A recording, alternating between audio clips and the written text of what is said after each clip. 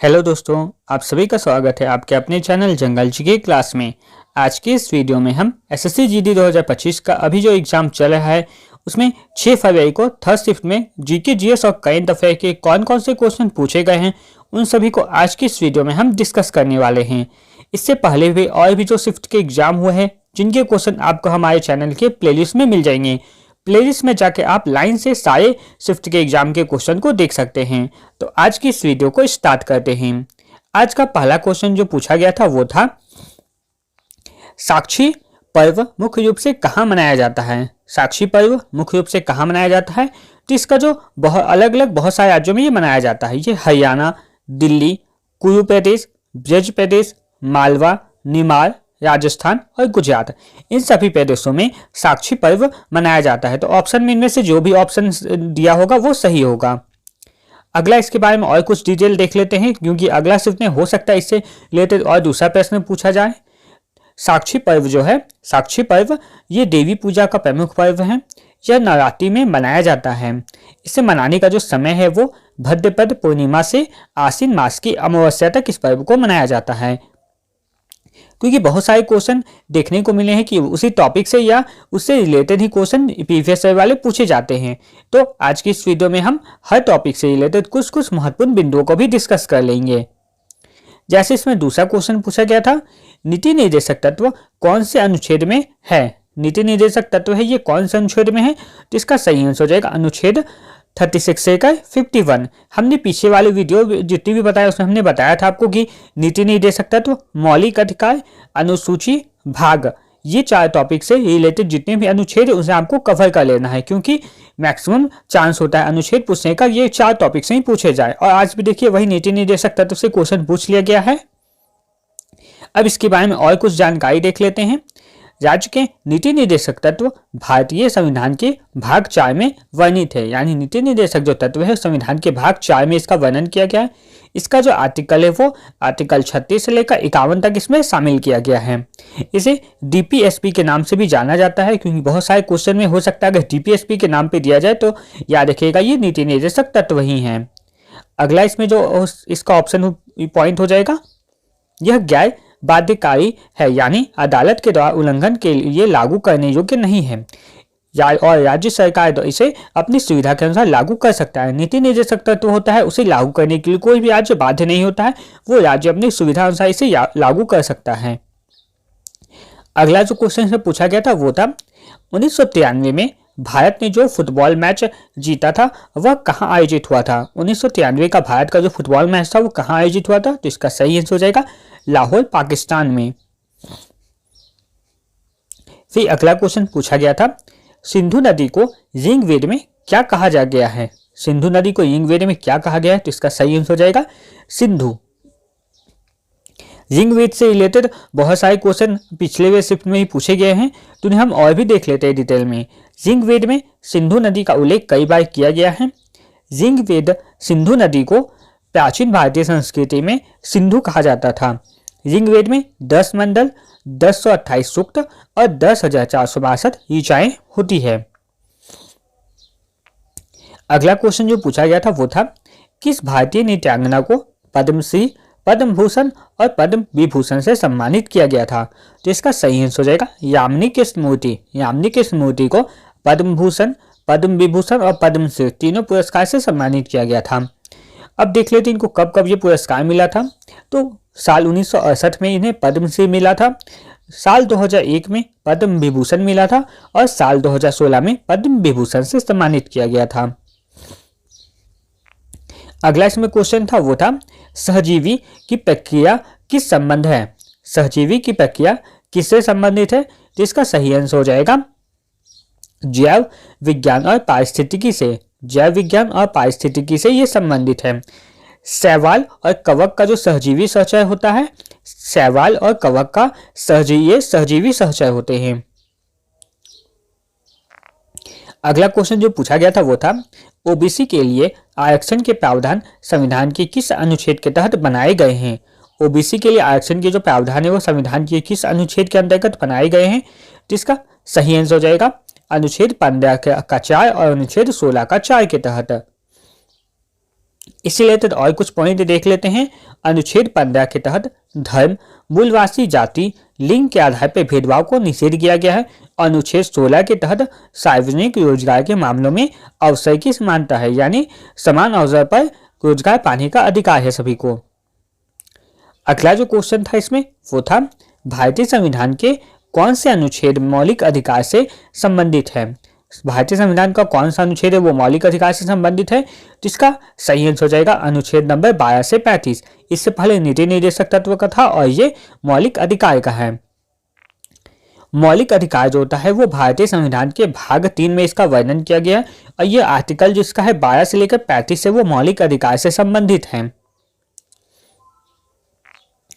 अगला क्वेश्चन पूछा गया था भारत के पूर्वोत्तर क्षेत्र में 7 सिस्टर में न्यूनतम जनसंख्या किसकी है। पूर्वोत्तर क्षेत्र का जो 7 सिस्टर राज्य है उनमें से सबसे कम जनसंख्या किसकी है, तो इसका सही आंसर हो जाएगा मिजोरम की। इसके अलावा और भी कुछ पॉइंट को देख लेते हैं। सर्वाधिक अगर जनसंख्या वाला राज्य पूछेगा तो ये उत्तर प्रदेश हो जाएगा और न्यूनतम जनसंख्या वाला राज्य पूछेगा तो ये सिक्किम हो जाएगा। और अगर केंद्र शासित प्रदेश में अगर पूछा गया सर्वाधिक जनसंख्या वाला केंद्र शासित प्रदेश कौन है तो ये दिल्ली हो जाएगा और न्यूनतम जनसंख्या वाला अगर केंद्र शासित प्रदेश पूछेगा तो ये लक्षद्वीप हो जाएगा।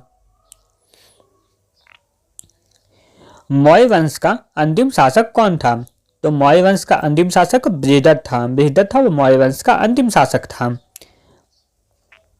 मौर्य वंश का जो संस्थापक था ये चंद्रगुप्त मौर्य के द्वारा किया गया था। मौर्य वंश की स्थापना चंद्रगुप्त मौर्य के द्वारा की गई थी और मौर्य वंश का अंतिम शासक जो था बृहदत्त, इसकी हत्या पुष्यमित्र शुंग ने कर दी थी और पुष्यमित्र शुंग जो था ये बृहदत्त का सेनापति था। बृहदत्त के सेनापति के द्वारा ही पुष्यमित्र शुंग की हत्या कर दी गई। बृहदत्त का जो सेनापति पुष्यमित्र शुंग था उसने अंतिम मौर्य शासक बृहदत्त की हत्या करके और शुंग वंश की स्थापना की थी। फिर अगला पूछा गया था पंडित रविशंकर का संबंध किससे था, तो इसका सही आंसर हो जाएगा सितार। ये टॉपिक बहुत ही इंपॉर्टेंट है। सितार या वाद्य यंत्र और उनके जो वादक होते हैं उनसे रिलेटेड क्वेश्चन हर शिफ्ट में पूछे जा रहा है, तो इसको हम थोड़ा सा डिटेल में भी देख लेते हैं। जैसे सितार का वादन कौन कौन करते हैं, पंडित रविशंकर, निखिल बनर्जी, विलायत खां, वदे हसन, शाहिद परवेज, उमाशंकर मिश्र, विधत्य मुखर्जी, ये सब सितार वादक से संबंधित है। अगला अब तबला वादन से देख लेते हैं कौन कौन तबला का वादन करते हैं। जाकिर हुसैन, लतीफ खां, अल्लाह रखा खां, गुदई महाराज, किशन महाराज, फयाज खां, सुखविंदर सिंह, इन सब का संबंध तबले से है। अब बांसुरी वाले देख लेते हैं कौन कौन बांसुरी का वादन करते हैं, तो ये पन्नालाल घोष, हरिप्रसाद चौरसिया, वी कुजमनी, एन नीला, राजेंद्र प्रसन्ना, राजेंद्र कुलकर्णी, इन सब का संबंध बांसुरी से है। अब अगला सरोद का देख लेते हैं। सरोद का वादन कौन कौन करता है, अजमद अली खां, अली अकबर खां, अलाउद्दीन खां, हाफिज खां, विश्वजीत राय चौधरी, जैन दारूवाला और मुकेश शर्मा, इन सब का संबंध सरोद वादन से है। और लास्ट है शहनाई का वादन। शहनाई का वादन कौन कौन करते हैं, बिस्मिल्लाह खां, दयाशंकर जगन्नाथ, अली अहमद हुसैन खां, इन सब का संबंध शहनाई वादक से है। तो इस टॉपिक को आपको देख लेना है क्योंकि हर शिफ्ट में इस टॉपिक से क्वेश्चन पूछा जा रहा है। अगला इसमें क्वेश्चन पूछा गया है वो है हरित क्रांति का संबंध किससे है, तो हरित क्रांति का जो संबंध है वो खाद्यान्न उत्पादन से है। भारत में हरित क्रांति के जनक के रूप में MS स्वामीनाथन को जाना जाता है और सबसे पहला शिफ्ट में 5 तारीख का जो शिफ्ट हुआ था पहला, उसमें पूछा गया था MS स्वामीनाथन का जन्म कब, मृत्यु कब हुआ था। अगला क्वेश्चन जो पूछा गया था इसमें इससे रिलेटेड जो क्रांति है उससे रिलेटेड कुछ पॉइंट को भी देख लेते हैं। श्वेत क्रांति जो दुग्ध उत्पादन से संबंधित है, नीली क्रांति मत्स्य उत्पादन से, पीली क्रांति तिलहन उत्पादन से, स्वर्ण क्रांति बागवानी से और सदाबहार क्रांति ये समग्र कृषि विकास से संबंधित है।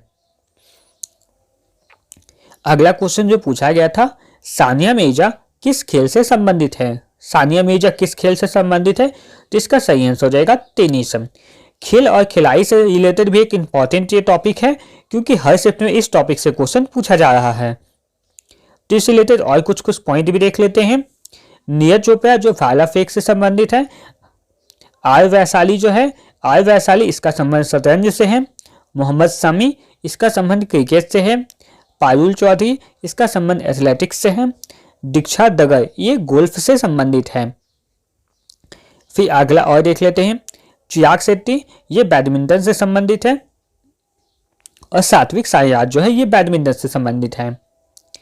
अगला जो क्वेश्चन पूछा गया था वो था निम्नलिखित में से किस स्थान को राजस्थान का मैनचेस्टर कहा जाता है। तो इसका सही आंसर हो जाएगा भीलवाड़ा। भीलवाड़ा जो राजस्थान का एक जगह है जिसे राजस्थान का मैनचेस्टर कहा जाता है। ये जो भीलवाड़ा है वो भारतीय राज्य राजस्थान में वस्त्र के लिए फेमस है, इसलिए इसे टेक्सटाइल सिटी के नाम से भी जाना जाता है। तो इसे भी आपको याद रखना होगा। अगला क्वेश्चन पूछा गया था भारत में न्यूनतम जनसंख्या वाला राज्य कौन सा है। भारत में न्यूनतम जनसंख्या वाला राज्य कौन सा है। तो इसका सही आंसर हो जाएगा सिक्किम। जनगणना 2011 का जो है, जनगणना 2011, इस टॉपिक को आपको निश्चित रूप से कवर करना है क्योंकि हर शिफ्ट में क्वेश्चन पूछे जाते हैं। अभी इसी शिफ्ट में इससे 2 क्वेश्चन पूछे गए, तो हर शिफ्ट में 2 या 3 क्वेश्चन निश्चित रूप से पूछे जा रहे हैं। तो इस टॉपिक को आपको ध्यान रखना होगा। श्री विष्णु वेद में, यहां पे क्वेश्चन थोड़ा सा मिसप्रिंट हो गया है, यहां पे होगा ऋग्वेद। ऋग्वेद, ऋग्वेद में सतलुज नदी को क्या नाम से जाना जाता है। ऋग्वेद में सतलुज नदी को क्या नाम से जाना जाता है। तो इसका सही हो जाएगा सुतुद्दी। सुतुद्दी के नाम से ऋग्वेद में सतलुज नदी को जाना जाता है। तो और कुछ कुछ नदी है जिनके प्राचीन नाम को देख लेते हैं, जैसे सरस्वती नदी जिसे अब घग्गर के नाम से जाना जाता है। कुभा नदी जिसे अब काबुल नदी के नाम से जाना जाता है। सदानिया नदी जिसे अब गंडक नदी के नाम से जाना जाता है। अस्कनी नदी जिसे अब चिनाब नदी बोला जाता है। और विशिष्टा नदी जिसे झेलम नदी के नाम से जाना जाता है। और आखिर आज का अब अगला जो क्वेश्चन आया था वो था राष्ट्रीय महिला आयोग के वर्तमान में अध्यक्ष कौन है। तो इसका सही आंसर हो जाएगा विजया किशोर रहतकर। विजया किशोर रहतकर है जो राष्ट्रीय महिला आयोग के वर्तमान में अध्यक्ष हैं। तो जो नियुक्ति अपॉइंटमेंट वाला टॉपिक है, इस टॉपिक को आपको कवर कर लेना है क्योंकि इससे पहले एक बार शिक्षा मंत्री वाला पूछा गया था, फिर उससे पहले राजस्थान का पूर्व मंत्री पूछा गया था और आज पूछा गया है राष्ट्रीय महिला आयोग के वर्तमान में अध्यक्ष। इसलिए आपको नियुक्ति वाला जो टॉपिक है इसको कवर कर लेना है। अगला टॉपिक जो इसमें पूछा गया था वो था भारत की दूसरी पंचवर्षीय योजना किसके द्वारा प्रस्तावित की गई थी। तो इसका सही आंसर हो जाएगा पीसी महलनोबिस।